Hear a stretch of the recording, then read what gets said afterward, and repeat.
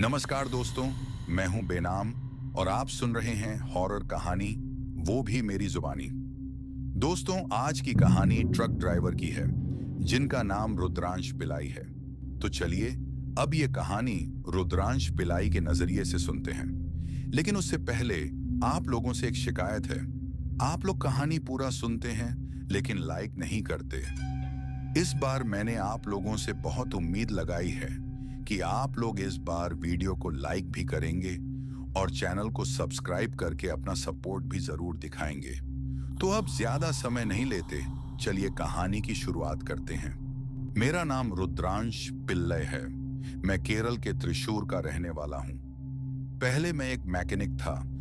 इंजनों और gear box का शौक बचपन से था, लेकिन जिंदगी ने ऐसे मोड़ लिए कि गैराज बंद हो गया, कर्जा बढ़ता गया और मुझे मजबूरन ट्रक ड्राइविंग का काम लेना पड़ा। मेरे एक दोस्त मृगन ने मुझे एक ट्रांसपोर्ट कंपनी में नौकरी दिलाई, साई कार्गो लॉजिस्टिक्स। बस यहीं से मेरी सफर की असली कहानी शुरू हुई। मुझे पहला बड़ा कॉन्ट्रैक्ट मिला, कोचीन से मदुरई तक इंडस्ट्रियल स्पेयर पार्ट्स ले जाना। बॉस ने कहा, रूट सीधा है पर रात में मत्तूर जंगल से मत गुजरना, लोग कहते हैं वहां कुछ अशुभ है। मैं हंस पड़ा। मैं ड्राइवर हूं साहब, डर नहीं रखता। उस दिन शाम 6 बजे मैं अशोक लेलैंड ट्रक लेकर निकला।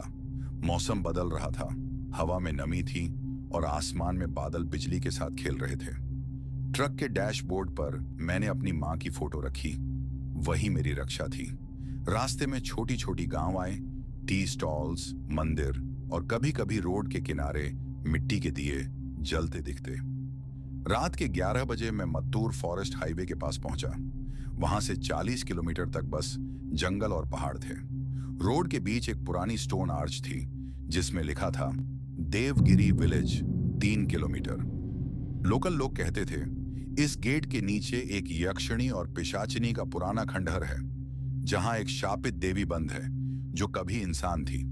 मैंने डीजल चेक किया, लाइट ऑन की और निकल पड़ा। पर जैसे ही ट्रक उस गेट के नीचे से गुजरा, हवा रुक गई। इंजन की आवाज थोड़ी बदलने लगी, जैसे कुछ सांस ले रहा हो। थोड़ी दूर जाकर मैंने देखा, रोड के कोने पर एक महिला सफेद साड़ी में खड़ी थी। बारिश में भी उसके कपड़े एकदम सूखे हुए थे। उसके बाल कमर तक और पैर जमीन से थोड़े ऊपर थे। मैंने ब्रेक लगाई और एक पल को लगा जैसे उसके चेहरे में कुछ जाना पहचाना है। उसकी आंखों में एक पुरानी दुखी कहानी छुपी थी, पर उसके पीछे रक्तिम चमक भी थी। फिर हवा तेज हुई और मेरे ट्रक का हॉर्न खुद बजने लगा और उस महिला ने धीरे से कहा, स्वागत है, तुमने शापित रास्ते का दरवाजा खोल दिया है रुद्रांश। मेरे हाथ कांप गए। मैंने इंजन बंद कर दिया। पहली बार मुझे लगा यह सफर सिर्फ सामान पहुंचाने का नहीं, किसी पुरानी आत्मा का कर्ज चुकाने का है। रुद्रांश की आंख धीरे धीरे खुलती है। पहले अंधेरा, फिर एक तेज चिंगारी सी रोशनी और फिर हॉस्पिटल की साफ सफेद छत और बीप बीप वाली मशीन की हल्की सी आवाज। उसके आसपास छोटे छोटे चेहरे, कुछ गांव वाले, एक दो नर्स और बीच में खड़े एक बुजुर्ग चाचा। रुद्रांश पहले पल में भूल सा जाता है, फिर धीरे धीरे अपने होश संभालता है। अरे मैं कैसे? रुद्रांश घबरा कर पूछता है। आवाज में अभी भी थोड़ी सी कंपी। चाचा जी ने प्यार से उसका हाथ पकड़कर कहा, बेटा शांत हो जा, हमने तुम्हें वहीं से उठाया था, उस शापित हाईवे से। तुम बेहोश पड़े मिले थे और तुम्हारा ट्रक एक पेड़ से टकरा गया था। एक्सीडेंट छोटा मोटा था, ट्रक ठीक है, लेकिन तुम केबिन से गिर गए थे और चोट लगी थी, इसलिए हम तुम्हें हॉस्पिटल ले आए। रुद्रांश की आंखों में आंसू भर आए। मेरी ट्रक, सामान, बॉस, उसके पैसे, सब ठीक हो जाएगा बेटा, चाचा जी ने धीरे से कहा। सबसे जरूरी तुम्हारा ठीक होना था, हमने तुम्हें बचाया। रुद्रांश ने उनका हाथ जोर से पकड़ा। बहुत बहुत शुक्रिया चाचा जी, आप लोगों ने मेरी जान बचाई। गांव वाले मुस्कुराए। एक दिन में ही नुसरत वाली हॉस्पिटल की सफाई से रुद्रांश बेहतर महसूस कर रहा था। डॉक्टर ने कहा कि सिर्फ हल्की चोट है, आज रात आराम कर लो, कल ठीक हो जाओगे। और वैसे भी रोज की नौकरी, बिल, सब सोचना है। अगला दिन आते ही रुद्रांश बिल्कुल ठीक हो गया। उसने डिस्चार्ज लिया और जब उसने ट्रक लेने गांव वालों से कहा तो गांव के लोग कुछ चिंतित नजर आए। उनके साथ एक पुराना दरोगा सा बुजुर्ग आदमी भी था। बेटा, गांव के एक बुजुर्ग ने कहा, आज अमावस की रात है, अभी शाम के 6 बज गए हैं। हम लोग चाहते हैं कि तुम कुछ दिन यहीं रुको। अगर आज तुम वापस उस शापित हाईवे पर जाओगे तो हमारी गांव वाली कहानी के मुताबिक उस रात का अंधेरा और श्राप तुम्हें छोड़ेंगे नहीं। रुद्रांश का दिल उछल आया, पर मेरे मालिक का सामान अगर मैं नहीं पहुंचाया तो हजारों का नुकसान हो जाएगा। मेरा रुपया, मेरी इज्जत, मैं मजबूर हूं, मुझे जाना ही पड़ेगा। लोग समझ गए, थोड़ा चुप रहे, पर किसी के चेहरे पर डर सा छाया हुआ था। रुद्रांश ने अपने दिल को संभाला। काम का बोझ, जिंदगी का प्रेशर, बॉस का गुस्सा, सब उसके चेहरे पर लिखा था। सुबह की धूप जैसे करार नहीं ला रही थी। उसने ट्रक की चाबी उठाई, माता पिता की तस्वीर को झप्पी दी और फिर स्टीयरिंग व्हील पकड़कर निकल पड़ा।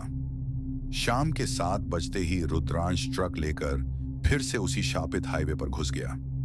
अंधेरा घना हो चुका था। सिर्फ ट्रक के हेडलाइट्स के 2 टिमटिमाते निशान आगे को दिख रहे थे। फोन नेटवर्क भी जैसे बेमकसद चुप हो गया हो। चारों तरफ सिर्फ पेड़ और हवा की खामोशी। गांव वाले जो चेहरे दिखते थे अब कुछ दूर पीछे रह गए थे। कुछ देर जाऊं तो हाईवे बीच ही ऐसी जगह पर आकर चल रही थी जहां आगे पीछे कुछ भी नजर नहीं आता। रुद्रांश का दिल तेज धड़कने लगा। उसने स्पीड थोड़ी कम की और ध्यान से चलने लगा। तभी साइड मिरर में उसने पहली बार एक परछाई देखी।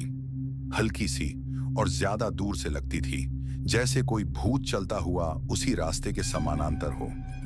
रुद्रांश ने नजरअंदाज कर दिया, काम पर ध्यान लगाया, पर परछाई बार बार मिरर में आने लगी। रुद्रांश ने पीछे मुड़कर देखा। वहां कुछ भी नहीं, सिर्फ अंधेरा और देर से ढलते हुए पेड़। उसकी नाक में ठंडी हवा की सौंधी बदबू और मिट्टी का लहू सा घुल गया। उसको पता चल गया था कि यह मामूली हरकत नहीं है, पर उसने अपने आप से कहा, मुझे बेहतर देखना है, काम पूरा करना है। 1 घंटा बीता। ट्रक चलाने का थकान उसके कंधों पर भारी पड़ने लगी। रास्ते में चाय पीने का सोचकर रुद्रांश ने किसी ढाबे की तलाश शुरू की। थोड़ी देर बाद हाईवे के किनारे एक छोटी सी दुकान दिखाई दी। एक टूट का फुटका स्टॉल जहां एक बुजुर्ग दादाजी चाय बना रहे थे। आसपास कोई और गाड़ी या आदमी नहीं था। लैंप की रोशनी धीमी सी थी। रुद्रांश ने ट्रक रोककर नीचे उतरा। ठंडी हवा से एक सिहरन सी हो गई। दादाजी की दुकान काफी पुरानी थी। लकड़ी का मेज, टूटे हुए कप और एक छोटा चूल्हा जहां चाय उबल रही थी। रुद्रांश ने प्यासे स्वर में कहा, भैया एक चाय दे दो। दादाजी ने जवाब नहीं दिया, बस चुपचाप पीछे की तरफ चले गए। दुकान के अंदर रुद्रांश को लगा कि शायद चाय का सामान लेने गए हैं। कुछ देर बीती पर दादाजी वापस नहीं आए। रुद्रांश थोड़ा बेचैन होकर दुकान के अंदर घुसा, पर अंदर से अंदर एक अजीब सी खामोशी थी। कोई आवाज नहीं और पीछे निकलने का रास्ता भी नहीं दिख रहा था। दुकान एकदम छोटी, घनी और जैसे पलटकर अलग हो गई हो। रुद्रांश का पसीना थोड़ा तेज हो गया। हड़बड़ी में जब वो बाहर निकला तो वहीं दादाजी जैसे शख्स जो पहले दुकान के पीछे गए थे अब चाय बना रहे थे और हंसी के साथ पूछते हैं, बेटा तुम कौन हो, कब आ गए? रुद्रांश ने हैरानी से कहा, आप अभी दुकान के पीछे गए थे। मैंने अंदर देखा, कोई नहीं था। आप कैसे इधर आ गए? दादाजी ने हल्का सा हंसकर बोला, अरे बेटा, मैं अभी अपनी साइकिल से दुकान पर आया हूं। दूध लेने वापस गया था पास वाले गांव से। तुम मुझसे मजाक कर रहे हो क्या? उनकी आवाज बिल्कुल मामूली थी, पर रुद्रांश के अंदर डर की लड़ी और गहरी हो गई। रुद्रांश ने अपनी आंखों को जोर से रगड़ा। साइकिल? पर उसने साइकिल तो कभी देखी ही नहीं थी। दादाजी खुद को एक आम आदमी जैसा दिखते थे, लेकिन उनकी आंखें कुछ और ही कह रही थीं।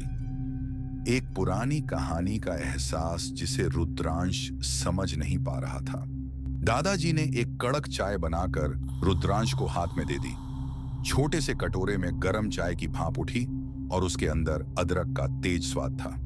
दादाजी ने थोड़ी सख्ती से कहा, बेटा ये ले, पर ध्यान रख, रात के 9 होने को हैं। तुम इतनी देर तक ट्रक लेकर यहां क्यों हो?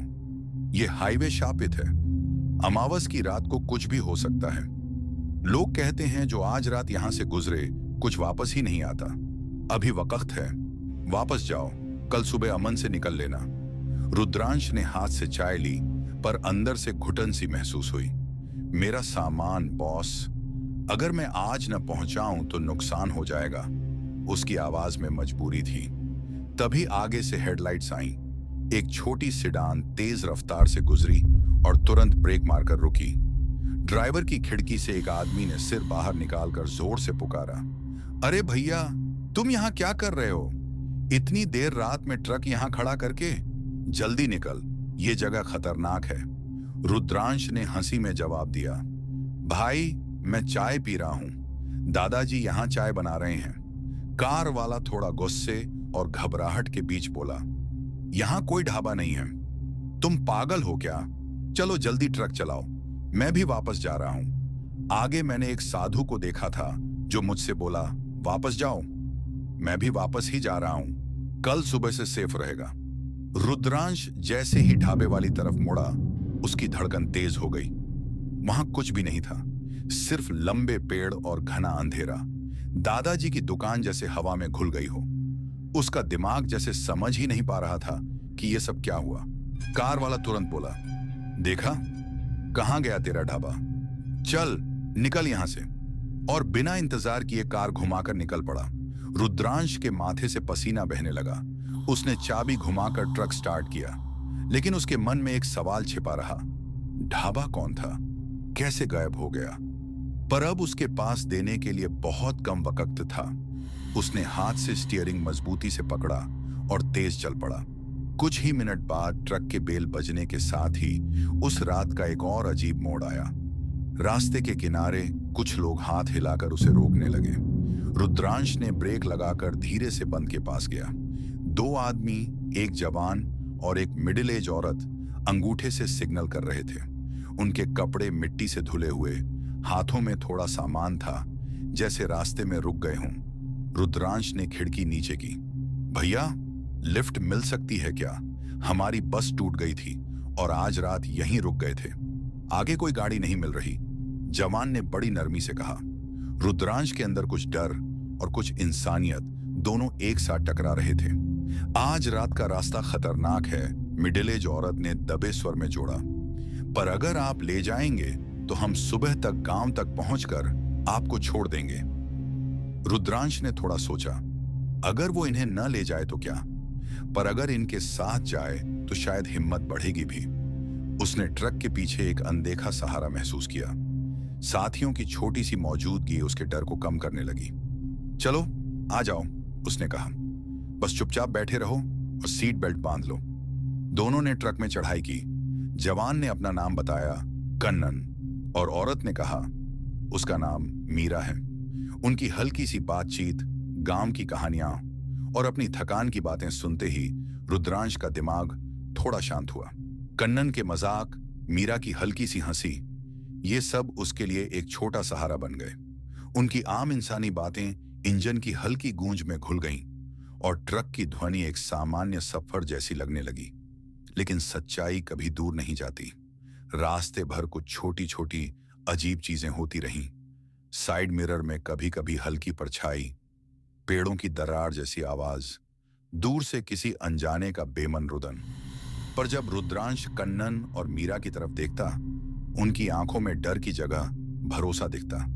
उनके कायदे से हंसी मजाक और छोटी छोटी बातें रुद्रांश को जमीन से जोड़ने लगीं। बस अभी थोड़ा आगे निकलेंगे, फिर सब ठीक हो जाएगा, वो खुद से बार बार कहने लगा। 1 घंटा बीता, फिर आधा घंटा।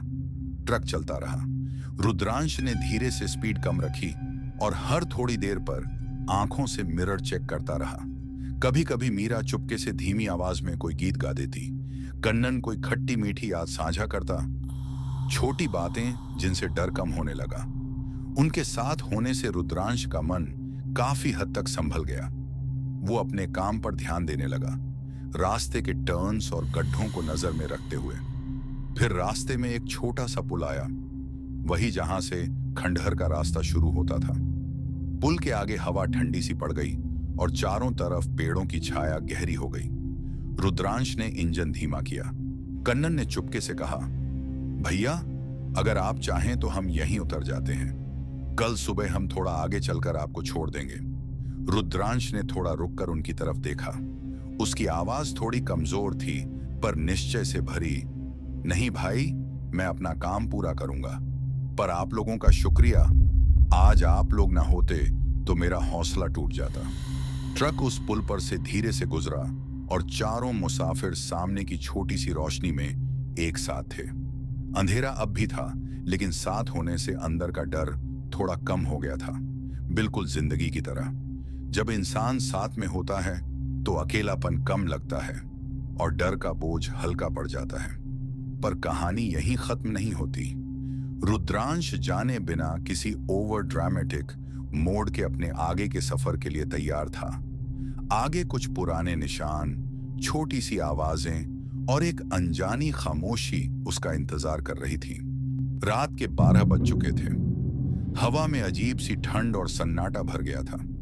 रुद्रांश ट्रक चला रहा था, लेकिन उसके दिल की धड़कन बढ़ती जा रही थी। चारों तरफ अंधेरा था, सिर्फ ट्रक की हेडलाइट्स से थोड़ा रास्ता दिख रहा था।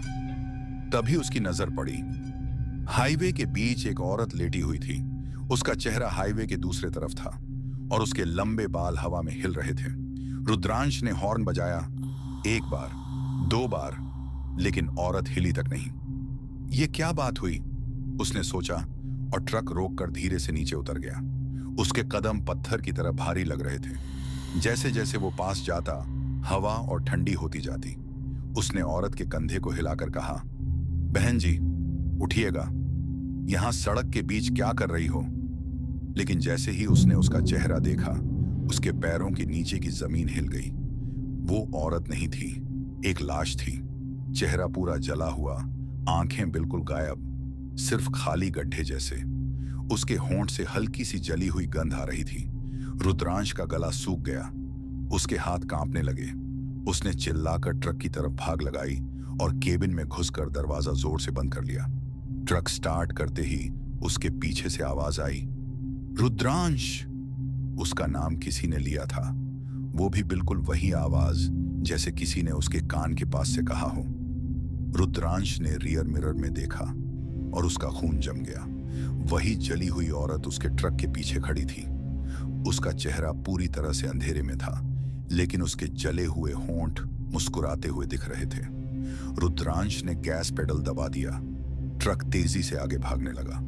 उसका दिल धड़क रहा था, पसीना बह रहा था। लेकिन कुछ दूर जाने के बाद उसने देखा, वही औरत फिर से सड़क के बीच खड़ी थी। उसने ब्रेक लगाए और आंखें मल कर देखा। औरत गायब थी। तभी उसके ट्रक के केबिन में कोई हिला, जैसे पीछे कोई बैठा हो। रुद्रांश ने धीरे से पीछे मुड़कर देखा और ट्रक का शीशा तोड़ देने जैसी चीख निकल गई।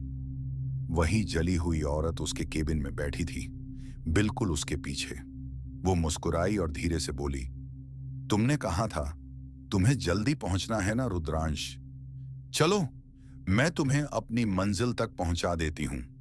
ट्रक का स्टीयरिंग खुद ब खुद घूम गया। हेडलाइट्स बंद हो गईं और हाईवे में सिर्फ एक जोर का धमाका सुनाई दिया। रुद्रांश का ट्रक रात के अंधेरे में घाटी के किनारे से नीचे गिर गया। सुबह लोगों ने देखा, ट्रक तो जल गया था, लेकिन अंदर कोई नहीं था। सिर्फ सीट पर लिखा था, मैं पहुंच गया। सुबह जब पुलिस और गांव वाले वहां पहुंचे तो उन्होंने देखा ट्रक पूरी तरह जल चुका था, लेकिन उसका इंजन अभी भी गर्म था, जैसे किसी ने कुछ देर पहले ही उसे बंद किया हो। लेकिन सबसे अजीब बात यह थी, ड्राइवर की बॉडी कहीं भी नहीं मिली, न जमीन पर, न ट्रक के अंदर, न घाटी में। सिर्फ एक पुरानी जली हुई डायरी ट्रक के डैशबोर्ड पर मिली, जिस पर लिखा था हाईवे नंबर 13, मौत का रास्ता। जब पुलिस ने डायरी खोली, उसके पहले पन्ने पर लिखा था, मेरा नाम रुद्रांश है। मैं इस हाईवे पर 7 साल पहले मरा था। सब लोग एक दूसरे को देखने लगे। ये कैसे हो सकता है? एक कांस्टेबल बोला। रुद्रांश तो कल रात ही ट्रक लेकर गया था। तभी एक बूढ़ा आदमी, वही चाय वाला दादाजी, धीरे से बोला, मैंने कहा था ये हाईवे शापित है। जो भी इस रास्ते से अमावस की रात गुजरता है वह हमेशा के लिए हाईवे का हिस्सा बन जाता है। पुलिस ने डायरी के अगले पन्ने पलटे और लिखा था, आज एक ट्रक ड्राइवर आया है, उसका नाम भी रुद्रांश है। शायद अब उसकी कहानी मेरे साथ लिखी जाएगी। सब लोग सन्न रह गए। डायरी का लास्ट पन्ना खुद ब खुद पलटा और लिखा था, मैं लौट आया हूं। अब हर अमावस की रात जब कोई ट्रक इस रास्ते से गुजरता है मैं उससे मिलना जरूर जाऊंगा, उन्हें उनकी मंजिल तक पहुंचाने। उस रात से जब भी कोई ड्राइवर हाईवे नंबर 13 से गुजरता है उन्हें कभी ना कभी एक जले हुए चेहरे वाली औरत या एक मुस्कुराता ट्रक ड्राइवर नजर आता है जो पूछता है, भाई तुम्हें कहां तक छोड़ दूं? और सुबह तक उनका ट्रक मिलता है, खाली, हाईवे के किनारे, और स्टीयरिंग व्हील पर लिखा होता है, मैं पहुंच गया। रात के 12:45 बज रहे थे। हाईवे नंबर 13 बिल्कुल खामोश था। रुद्रांश ट्रक चला रहा था, लेकिन उसका दिमाग उस डायरी के लफ्जों में अटका था। मेरा नाम रुद्रांश है, मैं इस हाईवे पर 7 साल पहले मरा था। उसका दिमाग कह रहा था ये मजाक है, पर दिल में कुछ अलग ही धड़कन थी। तभी उसके ट्रक के रेडियो ने खुद से ऑन होकर एक आवाज बजाई, एक औरत की आवाज, धीमी और बिल्कुल पुरानी। रुद्रांश, तुझे याद नहीं मुझे? रुद्रांश ने ब्रेक लगाई, रेडियो बंद करने गया, लेकिन आवाज अब उसके ट्रक के पीछे से आ रही थी। उसने रियर मिरर देखा। एक औरत सफेद साड़ी में खड़ी थी। उसका चेहरा आधा जला हुआ था और आंखों में अंधेरा। वही लाश जिसे उसने कुछ देर पहले देखा था। औरत धीरे से बोली, तू ही था ना जिसने मुझे जिंदा जला दिया था सालों पहले? रुद्रांश का चेहरा पीला पड़ गया। नहीं, मैं तो अभी यहां आया हूं, मैं तुझे पहचानता भी नहीं। औरत हंसी, यही तो तेरी सजा है, तुझे सब याद है पर श्राप ने तुझे भुला दिया है। उसने हाथ उठाया और एक पुरानी तस्वीर हवा में उड़ती हुई ट्रक के डैशबोर्ड पर आई। उसमें रुद्रांश था, लेकिन उसके साथ वही औरत थी, हंसती हुई। उनका हाथ एक पुराने मंदिर के सामने जुड़ा हुआ था। तस्वीर के नीचे लिखा था, रुद्रांश और देवयानी, शादी के दिन। सब कुछ घूम गया। रुद्रांश के दिमाग में यादें बिजली की तरह चमकी। देवयानी उसकी बीवी थी। 7 साल पहले उन्होंने एक नए घर के लिए पैसों के लिए एक तांत्रिक साधु से मदद ली थी, पर वो तांत्रिक असल में एक पिशाचिनी का पुजारी था और गलती से देवयानी का शरीर उस पिशाचिनी के कब्जे में चला गया। जब देवयानी उनका ट्रक चलाकर भाग गई तो रुद्रांश ने उसे रोकने के लिए ट्रक में आग लगा दी और तभी से वो हाईवे शापित हो गया। पिशाचिनी ने मरने से पहले कहा था, जिसने मुझे जलाया उसका वंश इस रास्ते पर कभी अमन नहीं पाएगा। हर 7 साल बाद उसका पुनर्जन्म यहां ट्रक लेकर जरूर आएगा और मैं उसे वापस बुलाऊंगी। और अब 7 साल बाद रुद्रांश अपनी ही जन्म की मौत से मिलने आया था, लेकिन इस बार देवयानी ने उससे हाथ पकड़कर कहा, मैं आजाद होना चाहती हूं। मुझे जलाने वाला तू नहीं था, श्राप था। मुझे मुक्ति दे दे, और इस हाईवे को भी। रुद्रांश ने ट्रक के टैंक में रखा डीजल उठाया और दोनों ने मिलकर पुराने मंदिर के नीचे जले हुए खंडहर पर आग लगाई। आग भड़की, हवाएं रोईं और देवयानी की पिशाचिनी रूप धुआं बनकर ऊपर चली गई। सुबह हाईवे बिल्कुल साफ था, न कोई जले हुए निशान, न कोई ट्रक। सिर्फ पत्थर पर लिखा हुआ था, यक्षिणी का श्राप समाप्त। और उस दिन से हाईवे नंबर 13 पर कोई ट्रक कभी बंद नहीं हुआ। लेकिन लोग कहते हैं, अगर अमावस की रात किसी ने ट्रक का हॉर्न बजाते हुए देवयानी पुकारा तो दूर से एक मुस्कुराता ड्राइवर और एक साड़ी पहनी औरत नजर आती है। दोनों एक दूसरे का हाथ पकड़कर रास्ते के किनारे चलते हुए। रुद्रांश ने हाईवे के किनारे ट्रक रोककर गहरी सांस ली। सुबह की हल्की धूप आने लगी थी, पर उसके दिल में अब भी रात का अंधेरा सा था। देवयानी का श्राप जा चुका था, पर उसका धुआं अब भी हवा में घूम रहा था, जैसे उन्होंने कुछ छोड़ दिया हो। ट्रक के इंजन की गूंज अब बिल्कुल नॉर्मल थी, पर रुद्रांश का दिमाग एक अजीब सा खौफ और तसल्ली दोनों में फंसा था। उसने ट्रक स्टार्ट किया और हाईवे के सीधे रास्ते पर आगे बढ़ा। तभी कुछ किलोमीटर आगे उसने देखा एक छोटा सा बच्चा रोड के बीच खड़ा था। बच्चे का चेहरा पूरा अंधेरे में था, सिर्फ उसकी आंखें चमक रही थीं। रुद्रांश ने ब्रेक लगाई। अरे बेटा, यहां कैसे? बच्चा मुस्कुराया, पर आवाज नहीं निकली। रुद्रांश ने हॉर्न बजाया। बच्चा हिला नहीं, सिर्फ अपनी जगह खड़ा था। रुद्रांश ने ट्रक से नीचे उतरकर बच्चे के पास जाने की हिम्मत की, और जैसे ही उसने बच्चे को हाथ लगाया, वो घूम गया और एक औरत के रूप में बदल गया। उसका चेहरा पहले से भी ज्यादा जला हुआ था और आंखें गहरी लाल रंग की। रुद्रांश का गला सूख गया। औरत ने धीरे से कहा, मैं वापस आ गई हूं और अब इस हाईवे को अपना करूंगी। रुद्रांश ने समझने की कोशिश की। ये कैसे? देवयानी, तुम? पर मैंने तो श्राप खत्म कर दिया था ना? वही औरत हंसकर बोली, श्राप खत्म हुआ लेकिन शक्ति नहीं गई।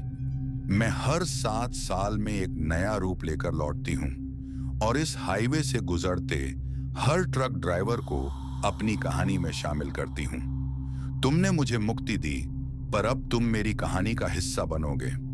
रुद्रांश ने घबराहट में ट्रक स्टार्ट किया और तेजी से आगे भाग गया। लेकिन जैसे ही ट्रक की हेडलाइट्स रास्ते को रोशनी देती, पेड़ों के बीच कुछ और चेहरे नजर आए। पुरानी औरतें, बच्चे और आदमी, सब जले हुए चेहरों के साथ सब उस हाईवे में चल रहे थे। ट्रक के इंजन की गूंज और हवा की चीख मिलकर एक अजीब सी धुन बना रही थी।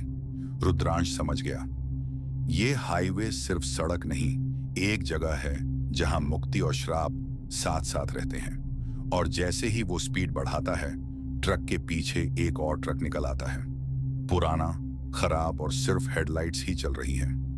रुद्रांश के पीछे वाले मिरर में उस ट्रक का चलना और बदलता रूप देखकर उसका चेहरा पीला पड़ जाता है।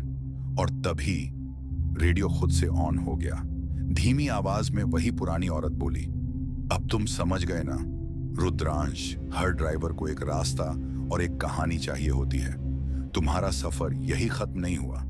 तुम और मैं और हाईवे अब हमेशा साथ रहेंगे। रुद्रांश ने इंजन और भी तेज कर दिया। ट्रक की हेडलाइट्स ब्लिंक करती रहीं और हाईवे में सिर्फ एक अजीब सी हल्की धुंध घुल गई, जैसे देवयानी का श्राप और मुक्ति एक साथ हवा में तैर रहे हों। और ट्रक के पीछे का पुराना साया ट्रक धीरे धीरे गायब हुआ। लेकिन रुद्रांश के मन में यह सवाल अब भी था, अगले 7 साल कौन सा रूप लेकर वापस आएगी? रात के 1 बज गए थे। हाईवे नंबर 13 पर सिर्फ रुद्रांश का ट्रक नहीं, बल्कि उसका साया भी चल रहा था। इंजन की गूंज और हवा की चीख दोनों मिलकर एक अजीब सी धुन बना रही थी। पर अब कहानी ने एक नया रंग ले लिया।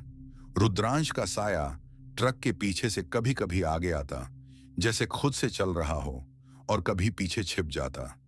ट्रक का स्टीयरिंग कभी थोड़ा टाइट, कभी लूज, जैसे कोई उसके साथ खेल रहा हो। रुद्रांश का दिमाग घूम रहा था और हर मोड़ पर वो लगातार पीछे देख रहा था। तभी हाईवे के बीच में एक और चेहरा उठा, जला हुआ लेकिन आधा और पूरी तरह मुस्कुराता हुआ। रुद्रांश ने हॉर्न बजाया और गैस पैडल दबा दिया, पर ट्रक जैसे कभी रुकने वाला ही नहीं था। उसने देखा कि रोड साइड की परछाइयों में और भी जले हुए चेहरे घूम रहे थे। सब उसके पीछे ट्रक में आने का इशारा कर रहे थे। और तभी एक जोरदार आवाज आई, रुद्रांश। उसने देखा कि ट्रक के केबिन में, रियर व्यू मिरर में, एक और रुद्रांश का चेहरा है, बिल्कुल असली, पर आंखों के अंदर कुछ गहरा काला अंधेरा। वही औरत जिसे देवयानी का रूप मिला था, उसके साथ खड़ी थी, दोनों एक अजीब सी मुस्कान के साथ। ट्रक के इंजन की वाइब्रेशन तेज हो गई, हेडलाइट्स ब्लिंक करने लगी, और रुद्रांश ने महसूस किया कि इंजन के अंदर कोई और चल रहा है, जैसे असली रुद्रांश का साया उसे धक्का दे रहा हो। उसके हाथ का स्टीयरिंग टाइट से टाइट होता गया और ट्रक रास्ते से हाईवे के किनारे की तरफ जाने लगा। रुद्रांश ने जोर से ब्रेक लगाई, पर ट्रक अपनी मर्जी से चल रहा था। उसने चिल्लाया, पर आवाज हवा में घुल गई, और तभी एकदम से सब खामोश हो गया। हेडलाइट्स बंद हो गईं, इंजन की गूंज गायब हो गई। रुद्रांश का ट्रक सिर्फ एक अंधेरे खालीपन में लटक गया, और उसके सामने सिर्फ एक पुराना मंदिर की परछाई थी। मंदिर के अंदर से पिशाचिनी की हंसी आई। यहां से कोई लौट कर नहीं जाता और तुम भी हमेशा के लिए इस हाईवे का हिस्सा बन जाओगे। रुद्रांश का ट्रक धीरे धीरे मंदिर के अंदर घुस गया और जैसे ही अंदर गया, एक जलती हुई रोशनी के बीच से रुद्रांश का साया और असली चेहरा एक हो गया और सब कुछ रुक गया। हाईवे फिर खामोश हो गया। सुबह जब पुलिस आई, ट्रक खड़ा था, पर रुद्रांश की बॉडी नहीं थी। सिर्फ स्टीयरिंग व्हील पर एक और डायरी मिली जिसमें लिखा था, अब मैं हाईवे हूं और हर ड्राइवर जो यहां से गुजरेगा रुद्रांश का साथ महसूस करेगा। कौन सोचता था एक इंसान खुद हाईवे बन सकता है। लोग कहते हैं अगर कोई अमावस की रात ट्रक लेकर हाईवे नंबर 13 से गुजरता है तो उसके पीछे एक साया, रुद्रांश और देवयानी हमेशा चलते रहते हैं। ट्रक के अंदर कभी कभी इंजन से आवाज नहीं आती, सिर्फ एक हल्की सी हंसी और एक जलता हुआ चेहरा दिखाई देता है। और जो भी ड्राइवर रुकता है उसकी आंखों में सिर्फ एक बात लिखी मिलती है, अब तुम भी हाईवे हो। रात का 1:30 बज चुका था। हाईवे नंबर 13 बिल्कुल खामोश और अंधेरी थी। रुद्रांश का ट्रक अब एक शैडो हाईवे में घुस चुका था। जगह का नाम ही नहीं, सिर्फ पुराने पेड़, घाटी के शैडोज और हवा में हल्की सी जली हुई गंध थी। ट्रक के अंदर सिर्फ रुद्रांश का शैडो और देवयानी का जलता हुआ चेहरा नजर आ रहा था। रुद्रांश का असली चेहरा ट्रक के सीट पर था, पर आंखें खुली नहीं थीं। उसके शैडो ने ट्रक कंट्रोल कर लिया और धीरे धीरे आगे बढ़ रहा था। पेड़ों के बीच से और शैडोज आते जा रहे थे, सब जले हुए चेहरे, सब मुस्कुराते हुए, सब एक साथ, जैसे पूरी हाईवे जिंदा हो गई हो। और तभी रुद्रांश की असली आवाज हवा में घूमने लगी, यह हाईवे, यह सिर्फ रास्ता नहीं, यह श्राप है, और जो भी यहां आएगा वह हमेशा के लिए इसका हिस्सा बनेगा। ट्रक के हेडलाइट्स ब्लिंक कर रहे थे और हर ब्लिंक के साथ नई शैडो फिगर्स दिख रही थीं। कभी पुरानी औरत, कभी बच्चा, कभी जला हुआ चेहरा, और हर शैडो के साथ एक फींट विस्पर आती थी, रुद्रांश के साथ, रुद्रांश के साथ, रुद्रांश के साथ। ट्रक धीरे धीरे हाईवे के बीच एक पुरानी घाटी में घुस गया। पेड़ और शैडोज घंटे की तरह घूम रहे थे। रुद्रांश का शैडो धीरे से असली चेहरे को हाथ पकड़ रहा था और आवाज में हल्का सा थ्रिल था। अब तुम समझ गए, हाईवे खत्म नहीं होता, श्राप हमेशा जिंदा रहता है और मैं तुम्हारा साथ हमेशा रहूंगा। और फिर एक जोरदार धमाका। सुबह जब लोग हाईवे नंबर 13 के आसपास आए, उन्होंने देखा ट्रक खड़ा था, इंजन चल रहा था, पर अंदर कोई नहीं था। पेड़ों के बीच हल्की सी धुंध थी और हवा में हल्की सी हंसी सुनाई दे रही थी। और एक पुरानी डायरी ट्रक के डैशबोर्ड पर मिली, रुद्रांश और देवयानी अब हाईवे हैं। जो भी ट्रक लेकर यहां आएगा उसका सफर यहीं शुरू होता है और कभी खत्म नहीं होता। कहानी का फाइनल ट्विस्ट यह था, हाईवे नंबर 13 अब सिर्फ एक सड़क नहीं, एक जिंदा श्राप बन चुकी थी।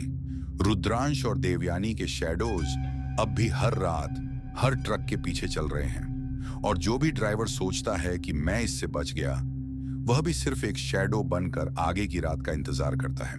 रात का 4 बज चुका था। हाईवे नंबर 13 पर सिर्फ रुद्रांश का ट्रक चल रहा था, पर अब चारों तरफ सिर्फ घाटियों की शैडोज, पेड़ों की खामोशी और हवा में हल्की सी चीख थी। ट्रक का इंजन तेज था, पर उसके अंदर का माहौल इतना हैवी था कि रुद्रांश को हर कदम पर लग रहा था कोई उसके पीछे है। उसके रियर व्यू मिरर में अब भी वही शैडो ट्रक दिख रहा था, हेडलाइट्स लाल रंग की, अंदर कोई शेप नहीं, सिर्फ एक खामोश सा घूमता हुआ रूप। रुद्रांश ने हॉर्न बजाया, पर आवाज हवा में घुल गई। उसके सामने हाईवे के बीच में कोई खड़ा था, पहला दिखने में बच्चा, पर जैसे ही रुद्रांश पास गया वह जलती हुई औरत में बदल गया। रुद्रांश का दिल तेज धड़क रहा था। ट्रक कंट्रोल से बाहर हो गया और धीरे धीरे हाईवे के एज की तरफ स्लाइड कर रहा था। पेड़ों के बीच से और शैडोज निकलने लगे, पुराने ट्रक ड्राइवर्स, औरतें, बच्चे, सब जले हुए चेहरे के साथ। और तभी एक स्ट्रॉन्ग विंड और हल्की हंसी आई। रुद्रांश के ट्रक की हेडलाइट्स ब्लिंक कर रही थीं और ट्रक का स्टीयरिंग खुद से घूमने लगा। रुद्रांश ने ब्रेक लगाया, गैस पेडल दबा दिया पर ट्रक जैसे कभी रुकने ही नहीं वाला हो। रुद्रांश ने धीरे से रियर व्यू मिरर में देखा और उसका असली चेहरा वहां खुद से मुस्कुराता था। उसके पीछे देवयानी का शैडो थी, जलती हुई, आंखों में गहरा अंधेरा। उसने धीरे से बोला, रुद्रांश, अब तुम हमेशा यहां हो, हाईवे का हिस्सा बनोगे। और फिर एक जोर का धमाका हुआ। ट्रक हाईवे के एज से गिर गया, पर इंजन अब भी चल रहा था और ट्रक के अंदर रुद्रांश का असली चेहरा गायब हो गया। सुबह जब लोग हाईवे पर आए, ट्रक खड़ा था, इंजन गर्म, पर रुद्रांश की बॉडी नहीं थी। सिर्फ एक पुरानी डायरी मिली। रात के 4 बजे का सफर हमेशा शुरू होता है। जो भी यहां गुजरेगा वह हाईवे का हिस्सा बनेगा। रुद्रांश और देवयानी अब शैडो में जिंदा हैं और तब से हाईवे नंबर 13 रात के 4 बजे से एक जिंदा श्राप बन चुकी है, जहां हर ट्रक ड्राइवर जो गुजरता है वह सिर्फ एक निशान बनकर रह जाता है और शैडोज उनके पीछे चलने लगते हैं। दोस्तों, अगर आपको ये कहानी पसंद आई हो तो इस वीडियो को लाइक करना न भूलिए। हमारे चैनल का हिस्सा बनने के लिए सब्सक्राइब करें और कमेंट में अपना नाम लिख दीजिए। साथ ही बताइए कि आप ये वीडियो कहां से देख रहे हैं। और हाँ, अगली वीडियो में मैं कुछ लकी व्यूअर्स के नाम अनाउंस करूंगा, तो कमेंट जरूर करें। और सबसे इंपॉर्टेंट, यहां तक वीडियो देखने के लिए आपका दिल से धन्यवाद। अब रात के 4 बजे हाईवे के शैडोज की तरह सस्पेंस आपके दिमाग में भी रहे और अगली वीडियो और भी डरावनी कहानी लेकर आएगी।